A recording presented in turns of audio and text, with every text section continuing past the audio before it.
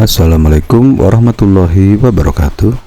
Setelah selesai tabib Yahudi itu bercerita, kemudian kata Sultan, "Ceritamu tidak lebih menarik dari kisah si bungkuk, dan aku pasti akan menggantung kalian semua. Namun masih ada penjahit yang merupakan kepala pelaku pelanggaran." Kemudian dia berkata kepada penjahit, "Hai penjahit, jika kau bisa menceritakan padaku sesuatu yang lebih menarik daripada kisah si bungkuk, aku akan maafkan kalian semua atas pelanggaran kalian." Maka penjahit itu maju dan berkata, "Ketahuilah wahai Sultan, bahwa hal yang paling langka telah terjadi padaku kemarin sebelum aku bertemu dengan si bungkuk." Sebelum melangkah lebih jauh, saya mau mengucapkan terima kasih buat teman-teman yang sudah subscribe, like, dan meninggalkan komentar. Dan untuk teman-teman yang baru menikmati kisah 1001 malam, jangan lupa untuk menekan tombol subscribe, juga klik tombol loncengnya agar selalu mendapat jahitan terbaru dari penjahit kisah 1001 malam. Kembali pada cerita si penjahit. Kemarin pagi aku berada di sebuah acara hiburan karena diajak oleh salah seorang temanku yang dihadiri oleh hampir 20 orang pembicara. Mereka yang hadir antara lain ada penjahit, penenun sutra, tukang kayu, dan beberapa pengrajin lainnya. Setelah matahari terbit, mereka segera meletakkan makanan di hadapan kami untuk kami makan. Kemudian terlihat tuan rumah masuk dan bersamanya ada seorang pemuda tampan, orang asing dari kota Baghdad, dengan mengenakan setelan terbaik. Hanya saja kakinya pincang. Dia memberi salam kepada kami, sementara kami bangkit untuk memberi salam balik kepadanya. Lalu ketika dia akan duduk, dia melihat di antara kami ada seorang pria tukang cukur. Seketika itu dia panik dan menolak untuk duduk dan akan pergi. Tetapi kami berhasil menghentikannya dan tuan rumah juga ikut mencegahnya. Lalu bertanya, "Apa alasanmu masuk dan keluar dengan terburu-buru?" "Demi Allah ya tuanku," jawabnya, "jangan menghalangi aku, karena yang menyebabkan aku mau pergi dari sini adalah si tukang cukur yang duduk di sana itu. Dia itu adalah pertanda buruk." Ketika tuan rumah mendengar ini, dia heran dan berkata, "Bagaimana mungkin seorang pemuda dari kota Baghdad punya masalah dengan tukang cukur?" Kemudian kami memandangi pria muda itu dan berkata kepadanya, "Beritahu kami alasan kemarahanmu terhadap tukang cukur itu." "Wahai teman-temanku," jawabnya, "ada kejadian aneh dengan cukur ini di kota asalku di Baghdad. Dia adalah penyebab patahnya kakiku hingga aku pincang. Dan aku bersumpah bahwa aku tidak akan pernah duduk lagi di tempat yang sama dengannya atau tinggal di kota manapun yang dia tinggali. Aku meninggalkan Baghdad untuk menghindarinya dan tinggal di kota ini yang ternyata aku menemukannya bersama kalian. Tapi sekarang adalah malam terakhir sebelum keberangkatanku."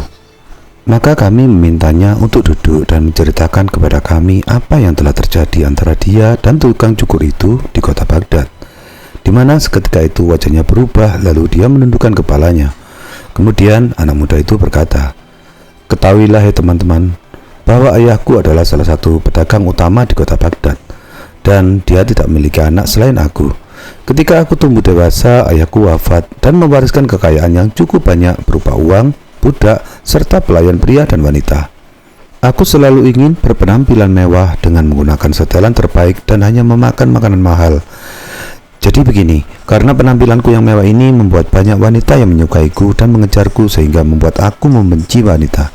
Sampai suatu hari ketika aku sedang berjalan di salah satu jalan di kota Baghdad, ada sekelompok wanita yang menghadangku. Maka aku berusaha melarikan diri dari mereka. Sampai aku memasuki sebuah jalanan kecil namun buntu. Kemudian aku duduk di atas sebuah bangku dari batu di ujung jalan. Belum lama aku duduk di sana, aku melihat ada salah satu jendela balkon di sebuah rumah di jalan itu yang terbuka. Dan terlihat seorang gadis muda yang cantik yang tak pernah aku lihat sepanjang hidupku gadis secantik dia. Wanita itu sedang menyirami bunga yang ada di balkonnya. Lalu gadis itu menoleh ke kanan dan ke kiri sampai dia melihatku yang sedang memperhatikannya. Kemudian dia tersenyum, lalu menutup jendelanya dan berlalu pergi. Sementara itu, api berkobar dalam hati dan pikiranku karena terpikat olehnya, dan kebencianku terhadap wanita tiba-tiba berubah menjadi perasaan cinta. Aku masih duduk di sana, dia melamun seperti tersesat di alam pikiranku sendiri. Sampai matahari terbenam, ketika itu aku melihat di kota Baghdad sedang berada di jalan itu dengan menaiki kudanya, diiringi para pelayan di depan maupun di belakangnya. Kemudian dia turun dan memasuki rumah di mana wanita muda itu muncul. Melihat ini, aku menduga bahwa dia pasti ayahnya. Maka aku segera pulang ke rumah dengan perasaan sedih dan berbaring ke tempat tidur, tenggelam dalam keputusasaan yang mendalam. Aku sedih hingga tak bisa makan dan kurang tidur, yang membuat tubuhku semakin melemah dan hanya berbaring di tempat tidurku. Para pelayanku mendatangiku dan duduk di sekelilingku, bingung atas apa yang membuatku sakit. Tetapi aku tak mau berbicara ataupun menjawab pertanyaan mereka, sehingga membuat mereka ikut bersedih dan meratapiku. Saat itu masuklah seorang wanita tua yang menatapku dan langsung melihat ada sesuatu yang telah terjadi denganku. Kemudian dia menghampiri dan duduk di sisi kepalaku, lalu berbicara kepadaku. "Wahai anakku, katakan kepadaku apa yang membuatmu sakit, karena aku akan membantumu agar bisa mendapatkan keinginanmu." Kemudian aku memberitahunya apa yang telah terjadi kepadaku, dan dia berkata, "Wahai anakku, ketahuilah gadis ini adalah putri seorang qadhi di kota Baghdad. Dia dibingit dengan pengawasan yang ketat, dan jendelamu tempat melihatnya adalah jendela kamarnya, di mana dia tinggal sendirian di situ. Sedangkan ayahnya menempati serangkaian kamar besar di bawahnya. Aku sering mengunjunginya, dan kau tak akan bisa mendatanginya jika tanpa melaluiku. Maka persiapkanlah dirimu dan bergembiralah." Setelah berkata demikian, dia pergi, sementara aku merasa terhibur dengan apa yang dia katakan. Dan ketika aku terbangun di pagi hari, aku sudah merasa baikan, dan itu membuat semua pelayanku merasa senang. Lalu aku minta mereka untuk menyiapkan sarapanku. Tiba-tiba wanita tua itu masuk, memotong pembicaraan kami dan berkata, "Anakku, jangan tanyakan lagi bagaimana caraku menemuinya." Ketika aku menanyakan ini kepadanya, dia berkata kepadaku, "Dengarkan aku baik-baik. Wanita yang kau inginkan ini cukup beresiko dan berbahaya. Aku pasti akan memakai namamu sebagaimana mestinya. Tapi ya, ada kebutuhanku yang harus kau cukupi untuk bisa membantumu mendapatkannya." Ketika aku mendengar ini, rasanya seperti menambah penyakitku. Tetapi beberapa hari kemudian, wanita tua itu datang lagi dan berkata kepadaku, "Wahai anakku, engkau pasti akan memberiku hadiah, karena aku membawa berita baik." Demi mendengarnya, sekarang keputusan kembali kepadaku, dan aku berkata, "Apapun yang kau mau." Kemudian dia berkata, "Wahai anakku, kemarin aku pergi menemui wanita muda itu yang melihatku sedang patah semangat dan menangis terseduh-seduh. Lalu dia bertanya kepadaku, 'Oh bibiku, apa yang membuatmu sakit sehingga aku melihatmu begitu sedih?' Kemudian dengan masih menangis aku jawab, 'Oh nona cantik, aku baru saja diberitahu seorang pemuda yang mencintaimu dan rela mati demi engkau.' Kata wanita itu, 'Siapakah pemuda ini yang kau bicarakan?' 'Dia adalah anakku,' jawabku, 'dan buah hatiku. Dia melihatmu di beberapa hari yang lalu melalui jendela ketika kau sedang menyiram bungamu, dan dia langsung jatuh cinta padamu.' Aku ceritakan padanya apa yang terjadi antara kamu dan aku beberapa hari yang lalu, di mana itu membuatnya semakin parah, dan dia pergi ke tempat tidurnya dan pasti akan mati. Saat itu wajahnya berubah dan dia berkata, 'Apakah semua ini karena aku?' 'Ya, demi Allah,' jawabku. 'Lalu apa yang harus aku lakukan?' Kemudian dia berkata, 'Begini saja, kembalilah ke pemuda itu dan sampaikan salamku padanya. Katakan bahwa penderitaanku 2 kali lebih besar darinya. Nanti hari Jumat sebelum waktu sholat Jumat, suruh dia datang ke sini dan aku akan turun untuk membukakan pintu untuknya. Kemudian aku akan membawanya ke kamarku, di mana kita bisa bercakap-cakap sebentar. Kemudian dia bisa pergi sebelum ayahku kembali dari masjid.' Ketika aku mendengar ini, kesedihanku berhenti dan hatiku terhibur. Maka aku melepas pakaian yang aku kenakan dan memberikannya kepada wanita tua itu sebagai upahnya. Dan dia berkata, 'Terima kasih Tuanku, bersemangatlah.' 'Tidak ada rasa sakit yang tersisa dalam diriku,' jawabku. Kemudian dia berlalu pergi.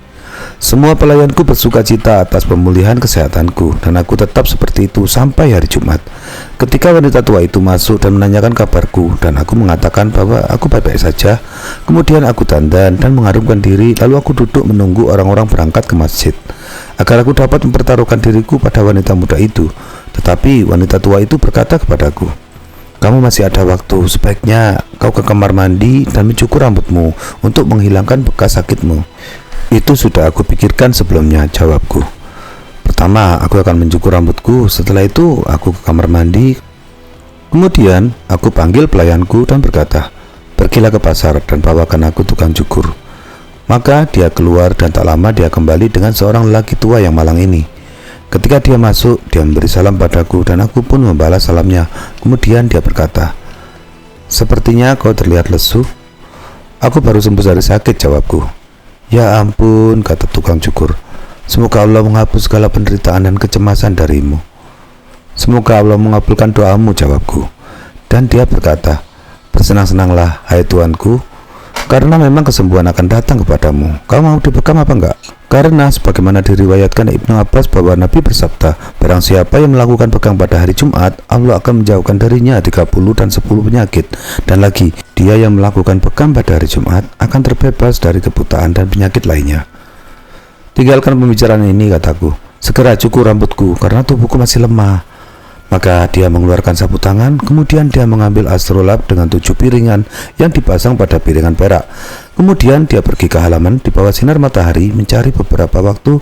Kemudian dia kembali dan berkata kepadaku, "Ketahuilah, sekarang posisi 8 derajat dan 6 menit telah berlalu dari hari ini, yaitu hari Jumat tanggal 10 Safar tahun 653 Hijriah dan 7320 era tahun Alexandria, dan planet yang sekarang naik menurut aturan matematika adalah planet Mars yang berhubungan dengan Merkurius, menunjukkan waktu yang menguntungkan untuk memotong rambut.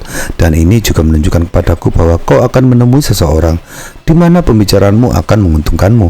Tetapi setelahnya muncul tanda, "Tapi demi menghormati sesuatu yang tidak akan kusebutkan padamu, demi Allah aku memotong pembicaraannya. Engkau membuatku lelah dan menggangguku dengan ceramahmu yang bodoh, padahal aku hanya menyuruhmu untuk mencukur rambutku. Jadi segeralah cukur rambutku dan jangan ceramai aku lagi." "Demi Allah," sambungnya kembali, "jika kamu tahu apa yang akan menimpamu, kamu tidak akan melakukan apa-apa hari ini. Dan aku menasihatimu untuk melakukan apa yang akan kukatakan kepadamu dengan mengamati bintang-bintang." "Demi Allah," kataku, "aku tak pernah melihat tukang cukur yang ahli dalam astrologi kecuali kamu. Kupikir kamu ini hanya orang hilang dan pengangguran yang banyak bicara. Aku menyuruhmu untuk mencukur rambutku, dan kau membujukku dengan ceramahmu. Maaf, ini apalagi yang kau bisa?" Lalu dia menjawab, "Allah telah mengirimmu seorang tukang cukur yang juga ahli astrolog, ahli kimia, sintaksis, tata bahasa, leksikologi, retorika, logika, aritmetika, astronomi, dan geometri, serta pengetahuan tentang hukum-hukum tradisi Nabi dan ilmu tafsir. Selain itu, aku juga banyak membaca buku dan mempelajarinya. Aku juga memiliki pengalaman tentang pertentangan dan memahaminya secara menyeluruh. Singkatnya, aku telah meneliti semua hal dan mempelajari semua ilmu seni dan keterampilan serta ilmu sains dan menguasainya. Dan aku sangat mencintai ayahmu karena kedermawanannya. Itulah mengapa pengabdianku terhadapmu wajib bagiku. Aku tak suka mencampuri urusan orang lain seperti yang kau bayangkan, di mana aku lebih dikenal sebagai si pendiam. Karena itu penting bagimu untuk bersyukur kepada Allah dan jangan menyangkalku, karena aku adalah penasehat sejatimu. Aku akan melayanimu sepanjang tahun agar kau melakukan hal yang benar. Aku tak akan meminta bayaranmu darimu." Ketika aku mendengar ini, aku berkata, "Kau pasti akan mati hari ini." "Oh tuanku," jawabnya, "aku adalah si pendiam, karena kata-kataku lah yang membedakanku dari 6 saudara laki-lakiku. Yang tertua namanya Bekbak, yang kedua Haidar, yang ketiga Fakih, yang keempat Al-Qus, yang kelima Al-Fazar, dan yang keenam Syakasik, sedangkan yang ketujuh aku sendiri, lalu yang kedelapan Samit." Sementara ia terus menceramaiku dengan wajahnya, aku merasa sepertinya kandung empeduku akan meledak. Maka aku berteriak pada pelayanku, "Demi Allah, beri dia 1/4 dinar dan suruh dia pergi. Ya Allah, aku tak ingin mencukur rambutku hari ini." Mendengar itu, kemudian dia berkata, "Kata-kata apa ini?" "Oh tuanku," katanya, "demi Allah aku tak akan menerima upah sampai aku melayanimu dan memenuhi apa yang kau butuhkan, karena memang sudah menjadi kewajibanku untuk memenuhi kebutuhanmu, dan aku tak peduli meski aku tidak dibayar. Mungkin kau tidak mengetahui siapa aku, sedangkan aku tahu siapa kamu, karena aku sudah berhutang budi pada ayahmu. Semoga Allah mengampuninya, karena dia adalah orang yang sangat murah hati. Demi Allah, suatu hari dia memanggilku, di mana hari itu adalah hari yang penuh berkah, dan aku memenuhi panggilannya. Saat itu ayahmu dengan beberapa orang temannya, dia ingin aku membekamnya, tetapi kemudian aku mengeluarkan astrolabku dan mengukur ketinggian bintang untuknya, di mana aku mendapati waktunya tidak baik untuk melakukan bekam. Lalu aku sampaikan padanya, dan dia mengikuti saranku untuk menundanya di waktu yang lebih tepat. Maka aku melafalkan bait-bait berikut untuk menghormatinya.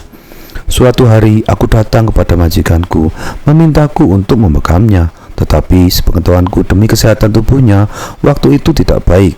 Maka aku duduk dan sampaikan padanya tentang waktu yang tepat. Kubiarkan pengetahuanku bebas berserakan di hadapannya. Dia senang sekali melihatnya lalu berkata, "Hai pengetahuan," katanya, "akal dan kebijaksanaanmu telah melampaui batas kemungkinan." "Jangan begitu," kataku, "akalku memanglah kecil, tapi untuk Anda, para pangeran, Anda yang dipercaya Tuhan akan rahmat karunia kelebihan, karena harta karun dunia ini adalah pengetahuan, kecerdasan, dan akal sehat." Ayahmu terpesona olehku lalu berteriak kepada pelayannya, "Beri dia 103 dinar dan jubah kehormatan." Pelayan itu pun melakukan apa yang dia perintahkan, dan aku menunggu sampai waktu yang tepat untuk membekamnya. Dan dia tidak sedikit pun menyangkalku, tapi justru berterima kasih kepadaku, dan semua yang hadir juga ikut memujiku. Ketika aku selesai membekamnya, aku tak bisa menahan untuk bertanya kepadanya, "Demi Allah ya Tuanku, apa yang membuatmu menyuruh budakmu beri dia 103 dinar?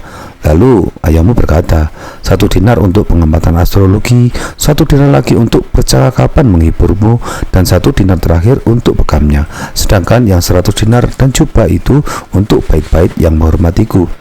"Semoga Allah tidak mengampuni ayahku," seruku. Dia tertawa dan berkata, "La ilaha illallah Muhammad Rasulullah. Aku menganggapmu sebagai orang balik dan berakal, tapi aku melihatmu sangat menyukai penyakit. Allah berfirman dalam kitabnya yang mulia bahwa Firdaus disiapkan untuk mereka yang bisa menahan marahnya dan mudah mengampuni orang lain. Tetapi bagaimanapun juga engkau sudah aku maafkan. Tetapi aku masih tidak tahu penyebab ketergesa-gesaanmu, dan kau harus tahu bahwa ayah dan kakekmu tidak melakukan apa-apa tanpa berkonsultasi dulu denganku, karena seperti yang dikatakan bahwa siapa yang tidak memiliki seorang penasehat tak akan pernah menjadi seorang penasehat, dan sungguh kau tidak akan menemukan seorang pun yang lebih ahli dalam urusan itu kecuali aku. Itulah mengapa aku berdiri di sini untuk melayanimu. Aku tak akan kesal denganmu. Lalu mengapa kau harus kesal padaku? Tapi biarlah, aku akan menanggungnya demi nikmatku yang telah berhutang budi pada ayahmu." "Demi Allah," seruku, "hai yang lidahnya sepanjang ekor anjing, engkau gigih sekali menggangguku dengan bicara dan melemparkan kata-kata, padahal yang kuinginkan hanyalah mencukur rambutku, dan setelahnya lakukan apa mau." Kemudian dia menyabuni kepalaku dan berkata, "Aku tahu bahwa kau kesal padaku, tetapi aku tidak akan memikul kekedengkian, karena kecerdasanmu masih lemah, dan kau hanya seorang anak laki-laki yang serasa baru kemarin aku menggendangmu di pundakku dan mengantarmu ke sekolah." "Oh saudaraku," teriakku, "demi Allah lakukan saja yang kuminta darimu dan jalani hidupmu." Kemudian aku mau mengambil pakaianku, namun ketika dia melihatku melakukan ini, dia segera mengambil pisau cukur dan mengasahnya yang tak berhenti sampai aku hampir putus asa. Kemudian dia mendatangiku dan mencukur sebagian kepalaku, lalu memegang tangannya dan berkata, "Ya Tuanku, seharusnya kau lebih cepat dari iblis, namun tetap penuh pertimbangan. Aku pikir sepertinya kau belum tahu statusku. Sesungguhnya tanganku ini sudah pernah di atas kepala sultan, amir, dan wazir, juga orang-orang bijak dan orang-orang terpelajar." "Hei, sudah pembicaraanmu," kataku. "Ini kau sudah membekap dadaku dan mengganggu pikiranku." "Ya ampun, sepertinya kau sangat tergesa-gesa." "Iya," jawabku. Lalu katanya, "Sebelum kau lanjutkan, seharusnya kau pertimbangkan dulu, karena ketergesa-gesaan adalah pekerjaan iblis yang hanya meninggalkan rasa penyesalan dan rasa kekecewaan. Sesungguhnya dia menjadi berkah dan kedamaian telah bersabda, hal terbaik adalah jika dilakukan dengan cara musyawarah, karena demi Allah, sikapmu cukup menggangguku, dan aku ingin kau memberitahuku apa yang akan kamu lakukan dengan tergesa-gesa, karena aku takut itu bukan karena waktu sholat Jumat. Meski aku tak ingin meragukanmu tentang hal ini, tapi aku berpikiran untuk mengetahui waktu sholat itu dengan pasti, karena ucapan jika itu masih bersifat dugaan akan jadi salah, terutama untuk orang sepertiku yang dosanya jelas bagaimana kita semua mengetahuinya, dan tak pantas bagiku untuk berbicara sembarangan seperti yang dilakukan oleh ahli astrologi pada umumnya," katanya. Kemudian dia melemparkan pisau cukur dan mengambil astrolab, lalu pergi ke bawah sinar matahari dan berdiri lama di situ, mengukur ketinggian sambil memicingkan matanya. Setelah itu dia kembali dan berkata kepadaku, "Sekarang waktu menunjukkan masih 3 jam lagi waktunya untuk sholat Jumat, tidak lebih dan tidak kurang." Demi Allah, jawabku, tahan lidahmu, karena kau telah menghancurkan hatiku hingga berkeping-keping. Lalu dia mengambil pisau cukurnya dan setelah itu mengasahnya seperti sebelumnya, mencukur bagian lain dari kepalaku. Kemudian dia berkata, aku khawatir tentang ketergesa-gesaanmu, dan sesungguhnya engkau sebaiknya beritahu aku apa penyebabnya, karena kau tahu bahwa ayah dan kakekmu tak melakukan apa-apa tanpa nasihatku. Ketika aku melihat bahwa tak ada yang bisa menyingkirkannya, aku berkata pada diriku sendiri, saatnya sholat sudah semakin dekat dan aku ingin segera menemuinya sebelum orang-orang keluar dari masjid. Jika aku menundanya lebih lama lagi, aku tidak tahu lagi kapan lagi aku bisa mendatanginya.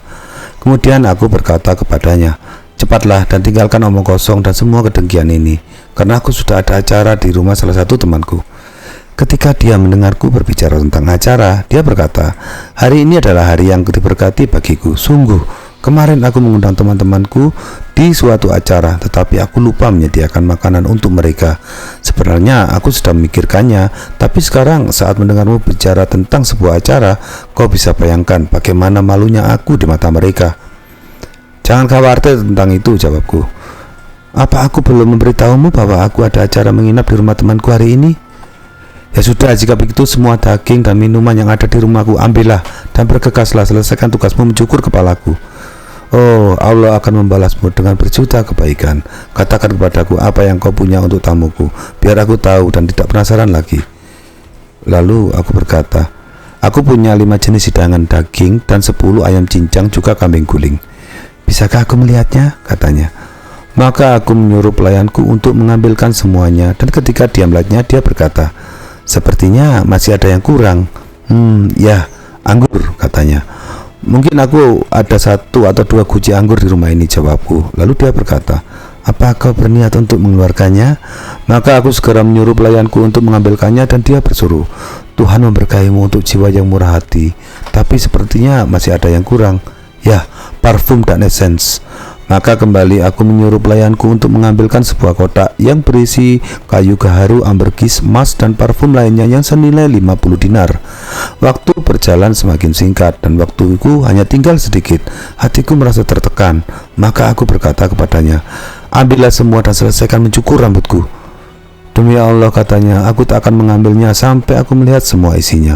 Maka aku menyuruh pelayanku untuk membuka semua kotak itu, dan kemudian tukang cukur itu melemparkan pisau cukurnya. Lalu ia duduk di tanah membolak-balikkan kotak dan bungkusan sampai aku hampir teralihkan. Kemudian dia mengambil lagi pisau cukurnya dan menghampiriku, mencukur sedikit kepalaku. Kemudian dia berkata, wahai anakku, aku tidak tahu harus berterima kasih kepadamu atau kepada ayahmu, karena semua hiburanku hari ini adalah karena kebaikan dan kemurahan hatimu. Meskipun aku tidak punya apa-apa selain orang-orang yang penuh pertimbangan, seperti Zantot si penjaga kamar mandi, Celia penjual jagung, Mas'ud si penjual kacang, Sodik si penjual kelontong, Hamid si pemulung, Said si pendunggang unta, Su'ed si porter, Abu Mukari si penjaga kamar mandi, Qasim sang penjaga pasar, Karim si pengantin baru. Tak ada seorang pun di antara mereka yang suka mengomel, menipu, mengganggu, atau merusak acaranya orang. Masing-masing memiliki tariannya sendiri, di mana dia menari dengan baiknya sendiri yang dia ulang-ulangi. Dan yang terbaik dari mereka adalah bahwa mereka itu seperti budak, tak pernah banyak bicara atau campur tangan. Sebenarnya setiap orang memiliki kesempurnaannya masing-masing yang bisa memikat kecerdasan dengan kegembiraan. Tetapi mendengar tidak sama dengan melihat. Dan jika kau mau bergabung dengan kami dan menunda untuk pergi ke teman-temanmu, itu akan lebih baik bagimu. Karena kamu sepertinya masih ada sisa penyakit. Karena seandainya kamu maksa pergi, sementara di situ ada orang-orang yang banyak bicara, yang akan bicara tentang apapun, jangan pedulikan mereka. Atau mungkin ada di antara mereka orang-orang yang tidak sopan yang akan membuatmu pusing, padahal kamu sendiri masih lemah dan sakit. Mungkin lain kali saja, jawabku, dan aku tertawa untuk melepaskan diri dari amarahku. Sudah, selesaikan saja mencukur rambutku dan segeralah pergi dengan damai dan nikmati dirimu dengan teman-temanmu, karena mereka pasti akan menunggu kedatanganmu. Lalu dia berkata, di antara teman-temanku tentu ada saja yang suka ikut campur atau banyak bicara, karena memang begitulah. Sejak usiaku semakin matang, aku berusaha untuk lebih bijaksana. Aku masih bisa bertahan bergaul dengan mereka yang menanyakan sesuatu yang bukan urusannya. Kepada siapa lagi kalau mereka bukan bertanya kepada si pendiam sepertiku? Sebenarnya jika kau ingin sekali berteman dengan mereka, maka kamu pasti akan meninggalkan semua teman-temanmu. Semoga Allah memenuhi kegembiraanmu dengan mereka, sahutku. Ya, mungkin aku akan bertemu dengan mereka suatu hari nanti. Kemudian dia berkata, "Aku akan bertemu dengan mereka hari ini karena aku telah memutuskan kau harus menjadi salah satu dari kami. Tetapi jika kau memaksa harus pergi ke teman-temanmu hari ini, biar aku saja yang akan ikut denganmu, agar aku mendapatkan hal-hal baik dari mereka. Di mana pemberianmu akan kuberikan untukku dan tamu-tamuku, nanti biarkan mereka makan dan minum tanpa perlu menungguku. Sementara aku akan kembali kepadamu dengan tergesa-gesa dan menemanimu kemanapun engkau pergi, karena tak ada masalah antara aku dengan teman-temanku yang menghalangiku untuk meninggalkan mereka." "La haula wala quwata illa billah," teriakku. "Pergilah ke teman-temanmu dan bersenang-senanglah dengan mereka. Biarkan aku pergi menemui mereka hari ini karena mereka mengharapkan kedatanganku." "Aku tidak akan membiarkanmu pergi sendiri," jawabnya. Dan aku berkata, "Tak ada yang bisa masuk ke sana kecuali aku sendiri." Kemudian dia berkata, "Aku yakin kau pasti mau menemui seorang wanita hari ini. Kalau kau tidak mau mengajak aku bersamamu, karena orang sepertiku akan menjadi pelengkap sebuah pesta. Atau jika kau pergi menemui seseorang di mana engkau ingin menjadi dirimu sendiri, akulah orang yang paling cocok dari semua orang untuk tujuanmu ini. Karena aku akan membantumu untuk apa yang akan kau inginkan. Dan aku pastikan tidak akan ada yang melihatmu. Karena aku takut yang kau temui adalah seorang wanita asing dan kau akan kehilangan nyawamu. Karena di kota ini banyak orang jahat, terutama pada akhir-akhir ini di kota Baghdad." "Hai orang tua yang malang," teriakku, "bicara apa kau ini?" "Oh anakku," sambungnya, "kau menuduhku yang tidak benar dan singkirkan pikiran burukmu terhadapku. Tetapi aku bisa mengerti itu. Aku hanya berusaha membantumu hari ini. Karena aku takut jika tetangga sampai mendengar pembicaraan tukang cukur ini, maka aku lebih memilih untuk diam sementara dia selesai mencukur rambutku." Pada saat itu terdengar suara azan dan hampir masuk waktunya untuk khotbah Jumat di masjid. Ketika dia telah selesai, aku berkata kepadanya, "Ambillah daging dan minumannya dan bawalah untuk teman-temanmu. Aku akan menunggu kedatanganmu kembali, karena kupikir yang terbaik adalah bersembunyi dari orang terkutuk ini dan berpura-pura mematuhi keinginannya. Jadi dengan menyuruhnya mengambil barang-barang itu, dia mungkin akan pergi dan meninggalkanku." Kemudian dia berkata, "Kau pasti mau menipuku dan akan pergi sendiri yang melemparkanmu dalam suatu bahaya, di mana kau tak akan menemukan jalan keluar bagimu. Demi Allah, jangan pergi dulu sampai aku kembali, agar aku bisa menemanimu dan melihat apa yang terjadi dengan urusanmu." "Baiklah," jawabku, "jangan lama-lama." Lalu dia mengambil semua yang telah kuberikan, kemudian dia keluar. Tetapi alih-alih pulang membawa barang itu, orang terkutuk itu menyuruh porter untuk mengantar barang-barang itu ke rumahnya, sementara dia menyembunyikan dirinya di pinggir jalan.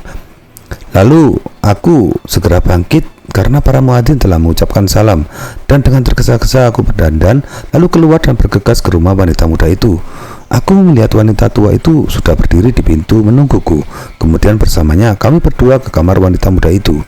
Sampai ketika tuan rumah telah kembali dari masjid dan memasuki aula lalu menutup pintunya, aku melihat keluar dari jendela dan melihat tukang cukur itu, semoga Allah melaknatnya, sudah duduk di depan pintu. Aku heran berkata kepada diriku sendiri, bagaimana bisa iblis ini bisa menemukanku? Pada saat seperti itu terjadi seperti apa yang telah Allah tetapkan untuk kegagalanku. Di sini ada kejadian di mana seorang budak perempuan milik tuan rumah telah melakukan suatu pelanggaran, yang mana Kodi memukulinya, dan budak itu berteriak-teriak sehingga datanglah seorang budak laki-laki yang berusaha membebaskannya. Akhirnya Kodi juga memukulinya hingga membuat budak laki-laki itu juga berteriak kesakitan. Tukang cukur yang terkutuk ini menyimpulkan bahwa akulah yang sedang dipukuli.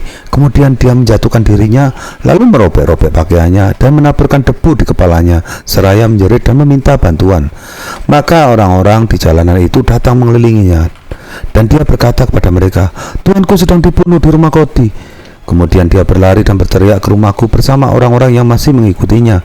Kemudian dia memberitahu orang-orang dan pelayanku, dan sebelumnya aku bisa menduga apa yang akan terjadi. Mereka datang dengan pakaian robek dan rambut acak-acakan, berteriak, "Aduh, Tuhan kami!"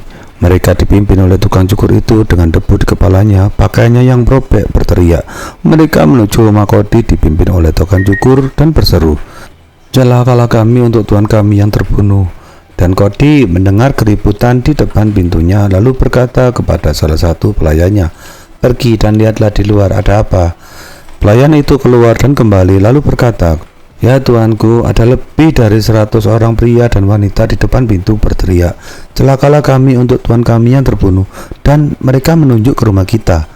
Ketika Khodi mendengar ini, dia menjadi gelisah dan kesal.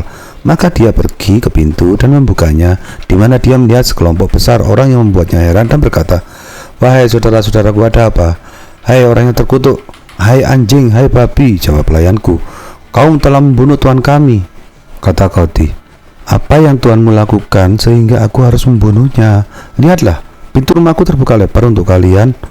"Engkau memukulinya dengan tongkat," jawab tukang cukur, "karena tadi aku mendengar tangisannya." "Apa yang telah dia lakukan sehingga aku harus memukulinya?" tanya Khodi. "Dan apa yang membawanya masuk ke rumahku?" "Hei, janganlah menjadi orang tua yang keji dan sesat," jawab tukang cukur. "Aku tahu keseluruhan ceritanya, panjang dan pendeknya, di mana putrimu mencintainya dan tuanku juga mencintainya. Dan ketika kamu mengetahui bahwa dia telah masuk ke rumahmu, maka para budakmu memukulinya. Demi Allah, tak ada yang pantas menghakimi antara kami dan engkau kecuali khalifah. Jadi keluarkan tuan kami, agar pelayannya bisa membawanya pulang, sebelum aku sendiri yang pergi dan menjemputnya di rumahmu, karena engkau akan dipermalukan." Ketika Khodi mendengar ini, dia terdiam membisu karena keheranan dan kebingungan di hadapan orang banyak. Tetapi kemudian dia berkata kepada tukang cukur itu, "Jika kau mengatakannya sebenarnya, masuk dan bawalah dia keluar." Kemudian tukang cukur itu mendorong masuk dan memasuki rumah. Ketika aku melihat ini, aku mencari cara untuk melarikan diri, tetapi tak melihat tempat persembunyian kecuali sebuah peti besar yang berdiri di dalam ruangan. Maka aku naik dan masuk ke dalam peti, lalu menarik penutupnya ke bawah dan menahan napas. Ketika tukang cukur itu datang, dia langsung ke tempat di mana aku berada. Lalu ia mengangkat peti itu dan meletakkan di kepalanya, lalu buru-buru pergi. Melihat ini, aku jadi merasa yakin ketika dia berkata bahwa dia tidak akan membiarkanku pergi sendiri. Maka aku mengambil kesempatan dan membuka peti itu, lalu menjatuhkan diriku ke tanah. Kakiku patah karena jatuh, dan pintu rumah Khodi terbuka. Aku melihat kerumunan orang itu udah mulai sepi. Jadi begini, aku membawa banyak dinar di kantong sakuku yang memang aku siapkan untuk kesempatan seperti ini. Maka ketika aku menjatuhkan diri, aku juga menyebarkan dinar di antara kerumunan untuk mengalihkan perhatian mereka dariku. Sementara mereka sibuk berebut untuk itu, aku pergi dan berlari melalui jalan-jalan sempit di kota Baghdad untuk menghindari perhatian dan tukang cukur terkutuk ini yang tidak dapat dialihkan dariku. Dia terus mengejarku kemanapun aku pergi. Dia terus mengikuti sambil berteriak, "Mereka akan membunuh majikan yang telah dermawan bagiku dan keluarga serta teman-temanku. Tapi segala pujiannya bagi Allah yang telah membantuku melawan mereka dan membebaskan tuanku dari tangan mereka. Kamu mau pergi mana sekarang? Kau telah mengikuti hawa nafsumu sampai kau membawa pergi dirimu sendiri ke jalan ini. Dan jika Allah tidak mengirimkanku kepadamu, engkau tak pernah bisa bebas dari jalan ini, karena mereka akan menjerumuskanmu ke dalam lembah kehancuran yang tak akan bisa diperbaiki lagi. Berapa lama lagi kau akan berharap aku harus terus hidup untuk menyelamatkanmu?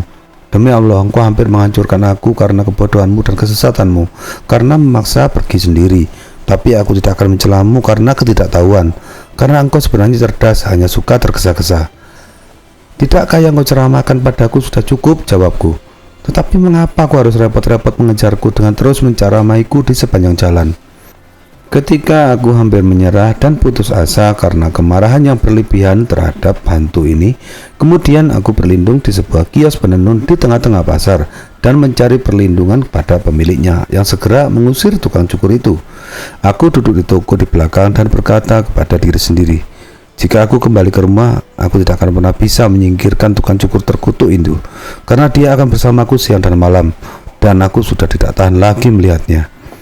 Jadi aku segera mengutus pemilik kios itu untuk menjadi saksi dan membuat surat wasiat, membagi sebagian besar uangku di antara orang-orangku dan menunjuk seorang ahli waris atas mereka, di mana aku melakukan tugas besar dan kecil mengarahkannya untuk menjual rumah dan perkebunanku.